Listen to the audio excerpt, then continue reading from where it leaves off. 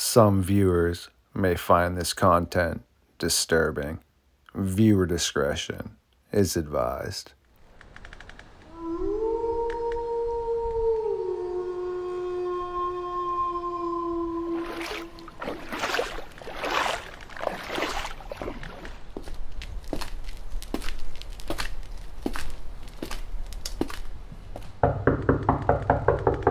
William White, yes, once again, the North American Dogman Project scientists stop in to the Fox Den for this episode of StarFox Radio and Midnight Lycanthropy.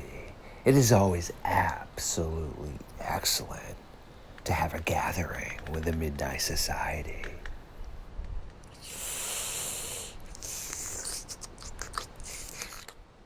Thank you for allowing me to replenish myself. I have been so hungry from all the sleeping I have been doing. And now that William has freed me from my shackles, it is time to take a walk into the darkness.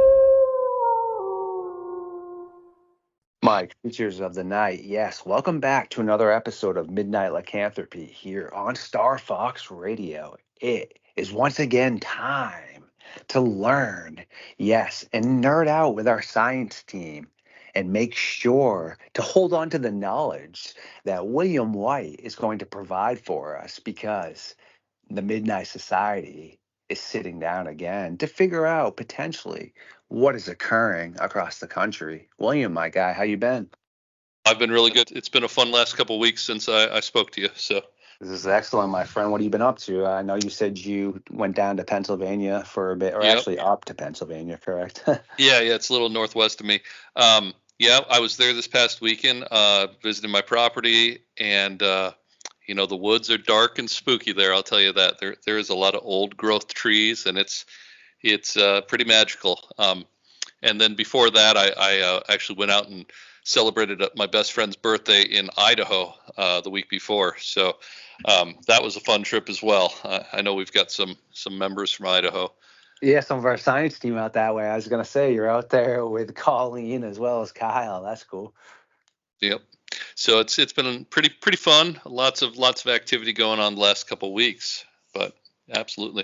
Good stuff, my friend. That's excellent. Sounds like you have been enjoying yourself while staying, driven. So excellent. Tonight, you wanted to tie in some pretty important information because as before we started recording, we were talking about, unfortunately, there's a lot of misinformation and sometimes things do get mixed up into the same pot, same story plot, etc. But then there actually are cases that there are some similarities. Like the Wendigo is obviously different than the Dogman, but there are some reports that we have here of Dogman mimicking people's voices and calling people out to the forest, and then you got the claw marks and such. So there is supposed to be a difference, but if there isn't an actual like physical encounter where you see it, you're only looking at evidence or scratch marks or noises in the woods, etc. I feel like those two could maybe potentially get mixed up.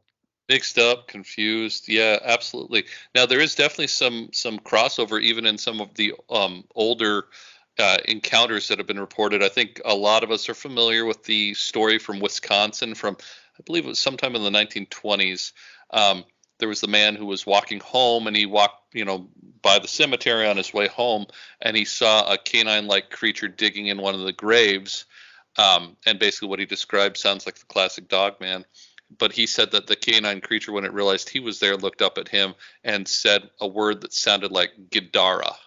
And Gadara has some association with ancient Hebrew, and some people have tried to interpret it as meaning, various spiritual biblical things. But that is, one of the examples of a talking Dogman. So yeah, the voice mimicry thing, it could be a Dogman, maybe.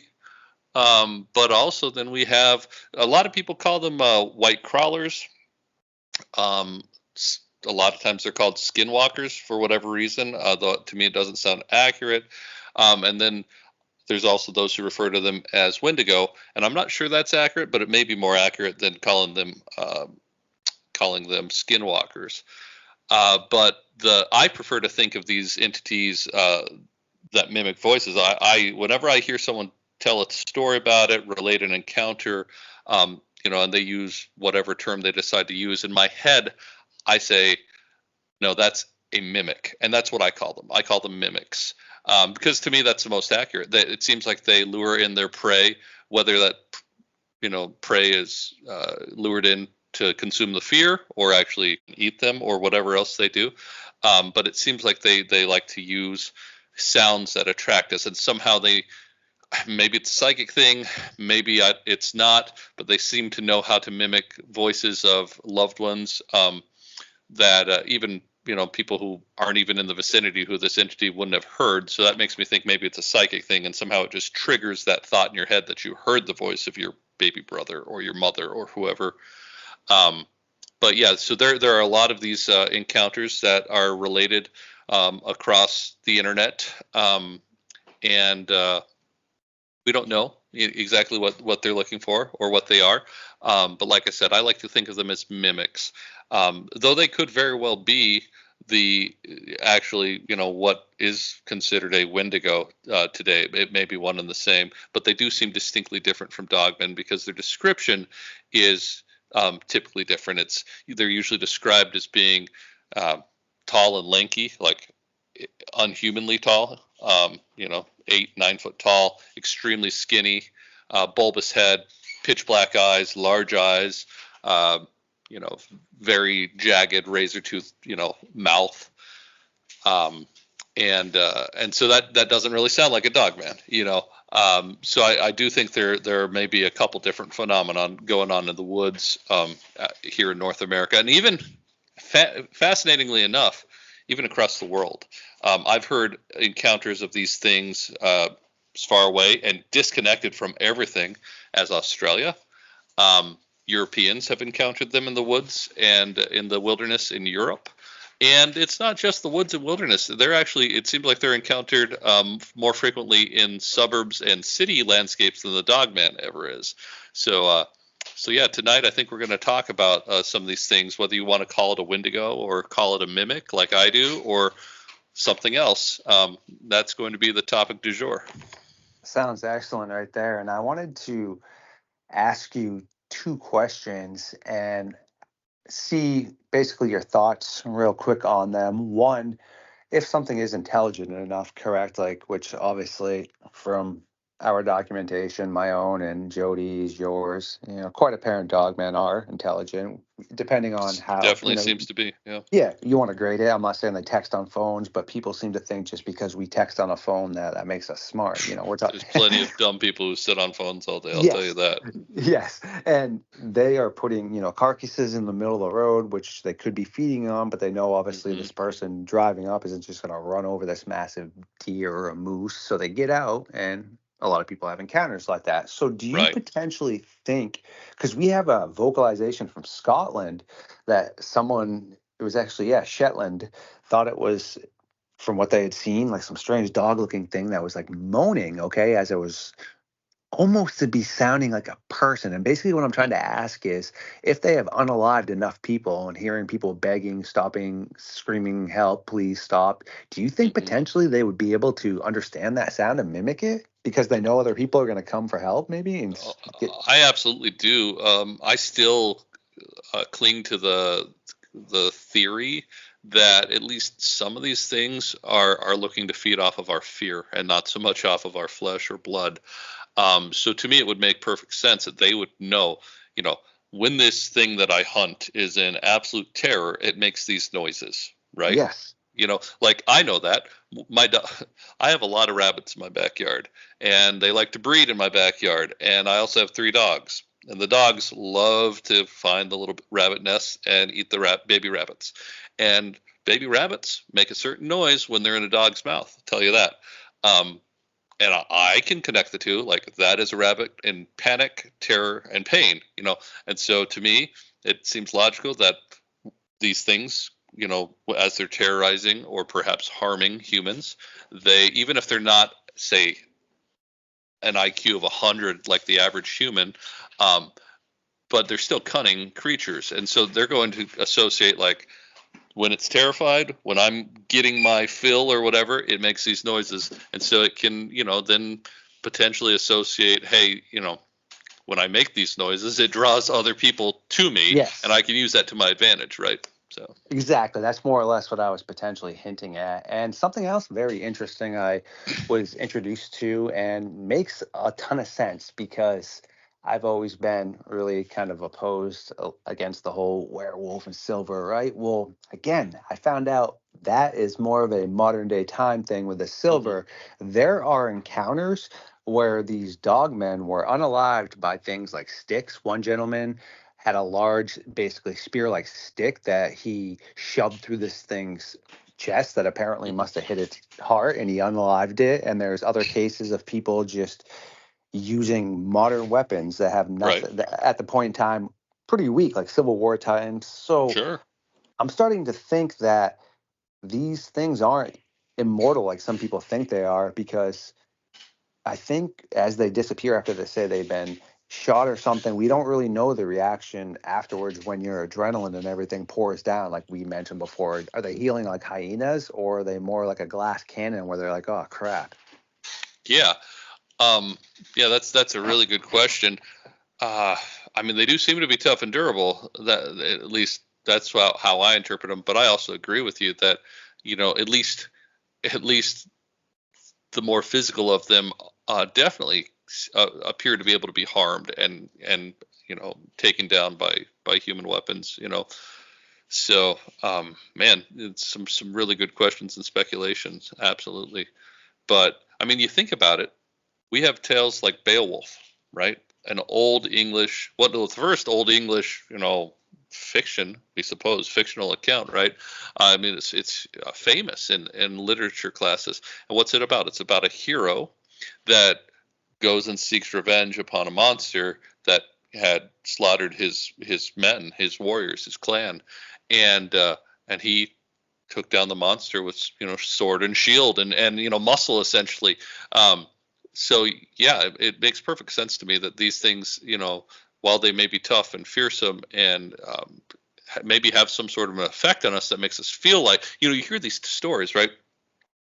You hear these stories about, the hunter that's in the woods and he sees the 8-foot tall dogman or Bigfoot or whatever it is. And he just knows that his 30-06 or whatever he's carrying, for his deer hunt is not going to be enough for that thing. How does he know that? Well, what I think it may be, that infrasound, or like I said, maybe some sort of a psychic emanation coming off this thing that causes irrational terror in humans, right?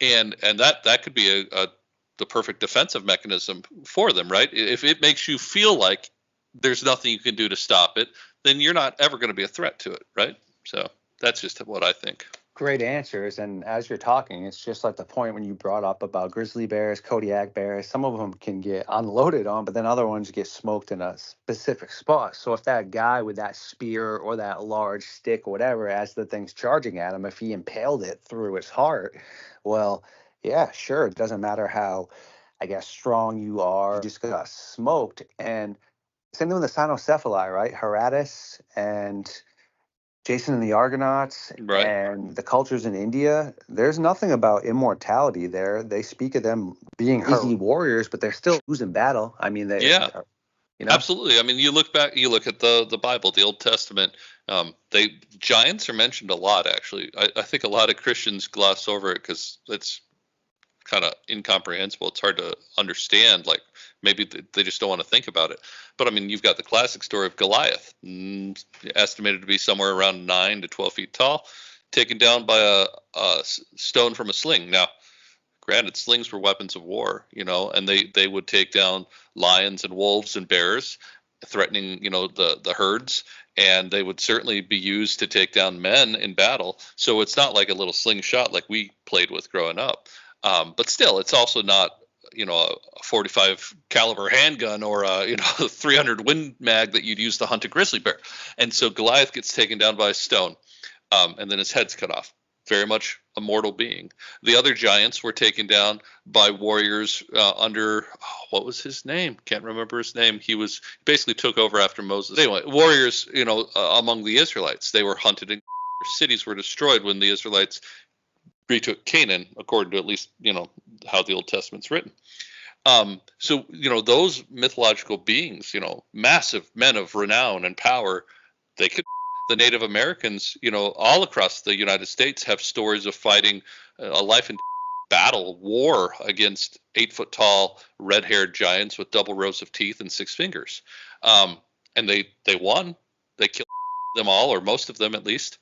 So these things are, these creatures that we don't understand, they don't appear to always be immortal. There's no reason to think that they are, at least in my opinion. So. Greatly spoken. And that also, you got the case of the special forces. I can't remember where in the giant of Afghanistan. Kandahar. Yep. Yes, and same thing. So the original person's caught off guard by a spear out of the darkness. Okay, that's logical. Sure. You're impaled. Okay. Yep. But just how they describe it is honestly, in my opinion, what would happen to giants. They're not going to be immortal. That you have a huge target. So yeah, it took a little bit of extra bullets, but they smoked it still, dude. And I think even back in primitive times, you have a giant like what they described comes out. If you had 20 Romans there still, I think they're still going to win that battle. Am I wrong?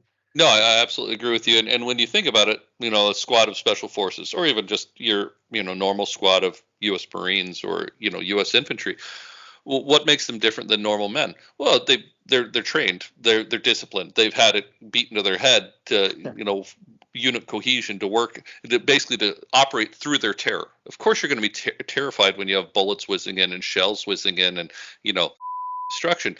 But that's one of the big things that you get trained to handle in the military is continuing to do your job despite that. So it makes sense that these guys wouldn't just run and panic and flee when this horrible visage appeared before them. They what did they do? They fell back on their training. They shot it. Same for say I don't know if they called them a squad or a platoon or whatever. Let's suppose a group of legionnaires in Roman times, because actually there are accounts of the Romans fighting giants among the Gauls. The Gauls are the ancient French people, or at least who lived in the land of France. Did they flee in terror? Well, maybe some of them did, but overall, Rome conquered Gaul. And so they must have defeated these things in battle, normal men with swords and spears, right? Yes. And before I toss you the mic to dive into the Wendigo thing, it's just as you said. I mean, let's look at a short-faced cave bear. Correct me if I'm wrong. How tall were those things standing up? Like 12, 14 I think feet? Estimated between 10 to 14 feet. Yeah. Just a normal brown bear is going to be somewhere between like 7 and, at the very top, almost 10 feet. So. Okay. So, yeah, that's pretty much the size of almost like a giant. And it's got weapons like teeth and claws, too. So there has to be a point in time, unfortunately, for some sort of ancient relative of ours to have had a conflict with those things. So, I mean, if they're able to overcome that, I'm not saying giants and such wouldn't be, a tough thing, but I think that we could easily have disposed of them as well, personally. That's the one thing humans are good at. We're not the strongest animal. We don't have razor sharp claws. We don't have razor sharp teeth or powerful jaws. We're not the fastest, but we work really well as a team. In fact, that's why you and I are talking, because, I don't know, say 500,000 years ago, maybe longer, some of our way back ancestors actually figured out that by making noises, they could communicate better for hunting and taking down threats, and that's what happened. So that is like our biggest strength: unit cohesion, working together, communication, and yeah, I mean, you get like 20 dudes with spears and fire. They're going to take down a cave bear, and especially because humans are freaking smart when we want to be, and you can trap that cave bear against a wall. You can dig a pit and get it to fall into it. Smoke I it mean, out. Yes, all kinds of exactly, things. which is how Yes. the Native Americans took down some of the giants that we know of. The giants in Lovelock Cave. That's a story from Nevada. They Yep. essentially trapped these giants in a cave, lit a giant bonfire in the mouth of the cave, and they suffocated them. I mean, freaking brilliant. You That's you what I'm don't saying. need Yes. muscles for that. Exactly. That's some great stuff, man. Well, I'm going to throw you the mic back here, and I would love to hear what you would like to dive into so that my brain can explode again, my friend. All right. As we alluded to in the very beginning, there are other things in the woods beside Bigfoot, besides dogmen. And, these things, they're not just made up by Reddit. They're not just creepy pastas. They've been talked about since before Europeans came to the New World, came to North America. They're the deepest, darkest fear of the North American tribes, especially those in the northern part of North America, say, Wisconsin, Minnesota, Canada, Michigan, Upper New York. These beings are known as Wendigo. There's some variations on the word, but it's actually amazing how across our vast continent, most of the tribes use a word that sounds a whole freaking lot like Wendigo, despite the fact that, there's just about as many indigenous languages as there are tribes, right? And the nature of this entity is both physical and spiritual, at least according to the Native Americans. They believed that when men engaged in the taboo act of cannibalism, generally brought on because of desperate times like famine, cold hard winters where you can't find any game, you didn't store up enough food beforehand, in your desperation you eat some of your family or some passerby or whatever. When men and women would engage in this, that they would open themselves up potentially to what we would in Western parlance refer to as a possession by a Wendigo spirit, and that this would change them both physically and mentally and spiritually, and that they would never crave anything except the sweet taste of human flesh afterwards, after this transformation had happened. And there's varying descriptions on the physical side of it. Some claim that they grew into giant forms, much taller than the normal man, very gaunt, just a totally empty belly, ragged skin and teeth. Others more that they looked like normal human beings, albeit skinnier and more haggard, and others that they turned totally bestial, and maybe even, things like their, hoofed feet and antlers and such. So that part definitely differs probably from tribe to tribe and region to region. But what we do know is that there are many accounts now from the 19th and 20th century of Native Americans having engaged in cannibalism. And just to be clear, all of the anthropologists, all of the European scientists who studied the Native Americans in their heyday when they were still doing their thing, naturally unimpeded by, white migration into their lands, all of them universally said that cannibalism was not to be found among them. So we know that Native Americans did not normally engage in cannibalism, not like, say, the people of Papua New Guinea, who are famous for being cannibals before European colonization. So it was very much a taboo for them to engage in this. And so there are several accounts from, even almost within our lifetime, but certainly within the founding of the United States and Canada, of men and women who engaged in this. Their behavior changed. They were actually hunted down both by the Native American, members of their tribe, and also by the Canadian Mounted Police. And several of them were executed. So there is some there in some of this, and there's actually a medical condition known as Wendigo psychosis, and it's a legit diagnosis for a certain type of psychosis, crazy behavior. So there's an interesting amount of there. Now, we don't know if these people would have lived on into immortality had they not been caught, and would they have transformed into some forest beast? We don't know. They got caught. They were executed. But one of the interesting things about it that ties into, say, some of the giant lore that we mentioned is the Cree people. The Cree are a tribe from Canada. The Cree people believed that giants were very much real, just as many Native American tribes did, and that they lived in the very far north, like the Arctic Circle north.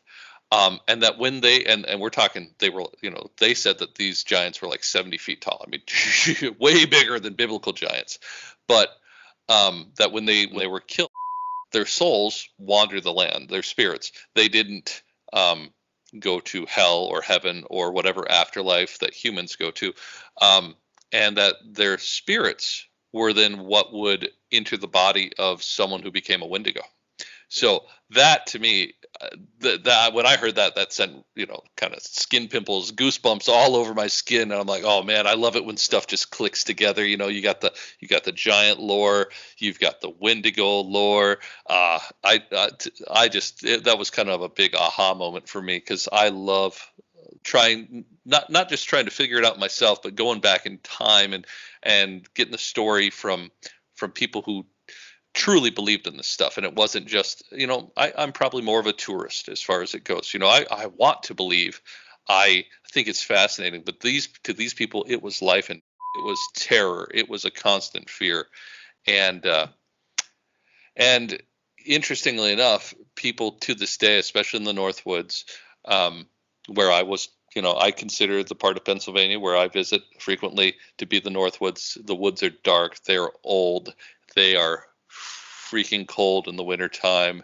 It is just one of the more ethereal places I've been to be part of that. And when I'm up there, I think about things like the Mimic, like the Wendigo, which I think there can be a definite crossover between the Wendigo and the Mimic, that it can definitely mimic the voice of a human being to, lure it into its trap so that it can feed. Because the Wendigo, unlike the Dogmen, perhaps, the Wendigo craves and needs human flesh, whereas the Dogman, there aren't all that many accounts of it actually harming someone. But with the Wendigo, I mean, that is its very purpose. So I actually have a potential encounter that I had with something like that in the woods of Idaho, which I don't consider to be part of the ancestral domain of the Wendigo. It's not like it's Wisconsin or Minnesota or Ontario. But the thing I encountered was, really, I can only pin it down to like either a Native American skinwalker type or something like Wendigo. It was truly an interesting experience. So I don't know if you want me to tell that or save that for another day. That's up to you. I definitely love everything you just said, and I would love for you to tell that. Yet I just had a quick couple questions for you. First, shoot, man. I believe it's called kuru, correct? Is the disease when people eat other people? And yeah, it's like mad cow disease for humans. Yeah. Isn't it proven for everybody that indulges in that is given to you, or is there cases of people not getting that? I mean, it's hard to study, right? Because there isn't all that much cannibalism going on in the world, first off. And second, the kuru can take decades to develop in a person, right? So, but here's the interesting thing. If you were to eat, so going back to my failed medical school days, kuru is a prion disease, okay? Prions are misfolded proteins. Basically, when you ingest them, it's the weirdest thing, but when you ingest them, somehow your body can, basically your cells swallow these misfolded proteins, and then almost like a virus, they start building their own copies of these misfolded proteins, right? And so over time, that'll build up in your nervous system. In the case of mad cow disease, Kuru, and then it will start to affect your behavior, and eventually you die because like your nervous system's just not working. You know, you stop breathing, you stop basically remembering how to breathe, or your heart how to beat, right? Yes, So correct. so if I were to eat an infected piece of flesh, something that had these misfolded proteins, well, it's actually nervous tissue that has it. So if you're eating like, you know, the major nerves or the brain, even just one, then I would be infected with it. But I might die of old age before it actually fully manifests in me with a small exposure, right? Okay. But for people who repeatedly engage in cannibalism, yeah, it can manifest. You know, it's all a matter of exposure, right? So you know, it could happen for relatively short amount of time. Now, not every human, in fact, most humans don't have this, but among people like in Papua New Guinea, where up until like the 1960s, cannibalism was very common among some of the tribes. You know, if you're repeatedly engaging in this, your chances of exposure are shoot through the roof. And then it's like, well, okay, you know, you ate this infected, you know, piece of tissue, and then, you know, you die natural causes or whatever, and now your body's consumed by your tribe, and now so it becomes very common, very, Okay. you know, very widespread. What do you think allows animals or even primates to not be susceptible to that? Because almost every animal seems to be cannibalistic. Yeah, it's certainly, yeah, that's definitely true, especially in the right circumstances. I mean, not that it's cannibalistic, but I mean, shoot, deer and horses have been witnessed to eat birds and rabbits, and that's, you know, thought to be, they just sense that they needed more calcium or protein, and so they did it, despite the fact that they're generally not carnivores. Yeah, I don't know the answer to that. The only thing I could think is perhaps just shorter lifespan, so it has less time to Wouldn't build up. affect them. Yep. Okay. Yep. Excellent, man. I appreciate That's that. just my you know, off the cuff theory, you know, right there. So, but yeah, that's a really interesting topic, and who knows? Yeah, maybe there's a scientific explanation for some of this behavior, and I'm not going to say there isn't. So. No, it just makes sense. And you being a scientist, I just figured I'd bounce that off you real quick because I'd just been thinking about that for quite a while, and I just wondered there. But once you just broke it down like that, that makes logical sense. Most likely, people are passing away already before it affects them. Yeah. So it was winter, January or February of 2009. I was in my undergraduate program for geology, and I was blowing off some steam. I decided I was going to take a break from my studies, and I went to some public land near the university because there's a lot of public land in Idaho. And I brought I believe it was my shotgun, but I brought my shotgun, and I was going to enjoy nature. So I'm out there, not having any luck with the hunt, but still just enjoying my peace and quiet out in the woods. And I decide to sit on a log and just hold still and listen, and also look for movement. But, you know, I was just going to stare into one spot of the woods and just let my ears try and see if they could detect any you know, moving animals that I might potentially hunt. So I'm sitting on this log, it's kind of in a meditative state, and I hear a stick break, and I look up, and my eyes find what made the noise. And there's a dogwood tree, and this dogwood tree is about 8 feet tall.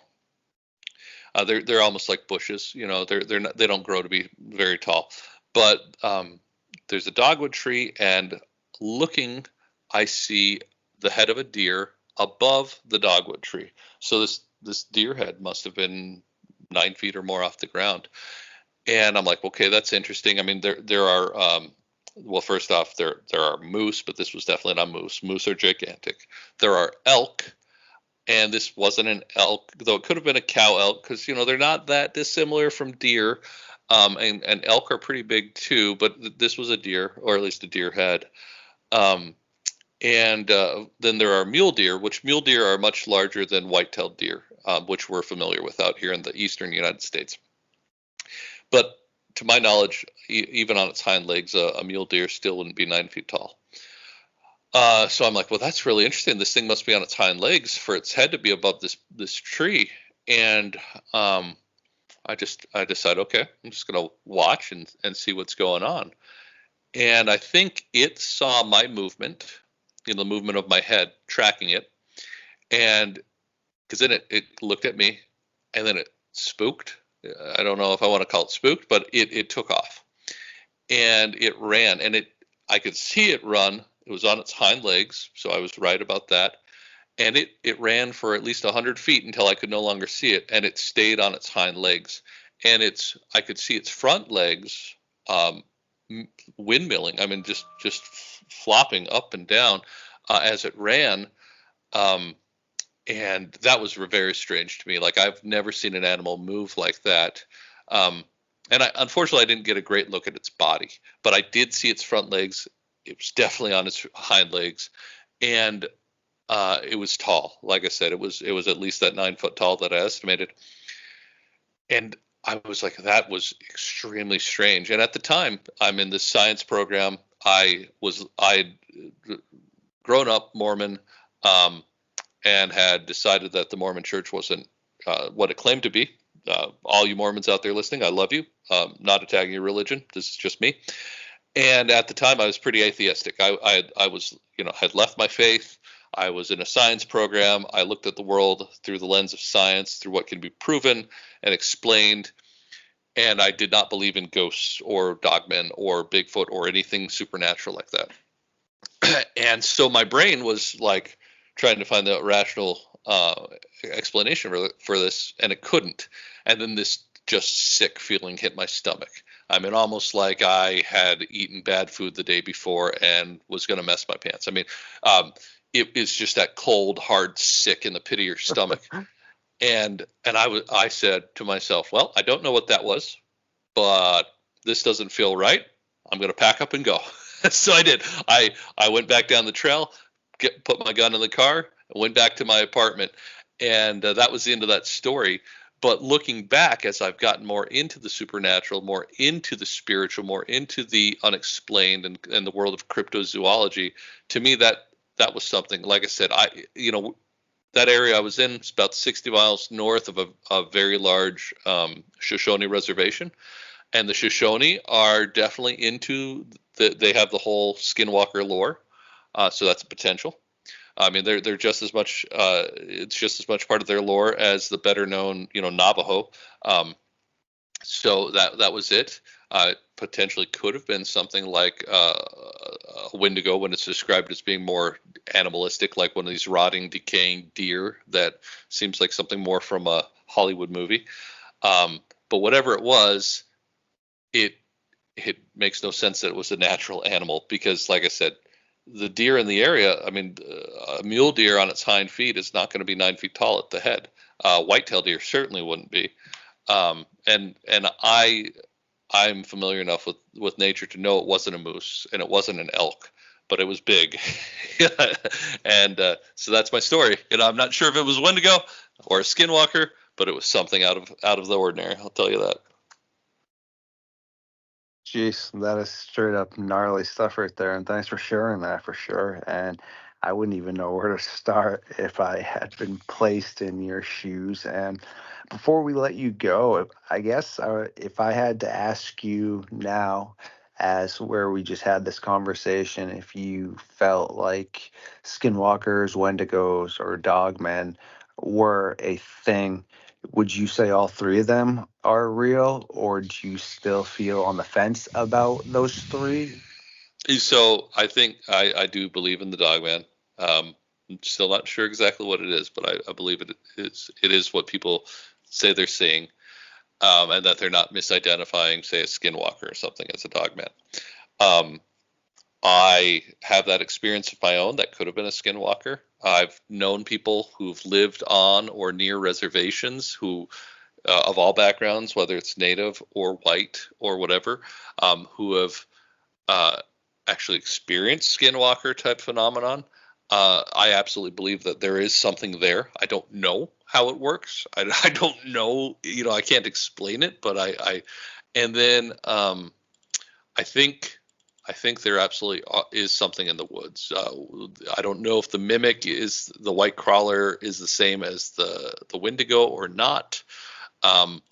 But yeah, I think there is something to all three of those stories. Yeah, I do. Excellent stuff, friend. Well, thanks again for stopping in tonight and hanging out with me and applying some great information, because there's a lot of misinformation out there. But, when it comes to science, you're one of the good guys. So, I again, try to be. thanks. Thank you. Yeah, I look forward to our collaborations here in the future as well, my friend. Me too. I'm always looking forward to our talks, for sure. Thank you for everyone who once again stopped by tonight for this episode of Midnight Lycanthropy here on StarFox Radio. If you do enjoy the Midnight Society, please like, subscribe, and share our content. We will see you very soon.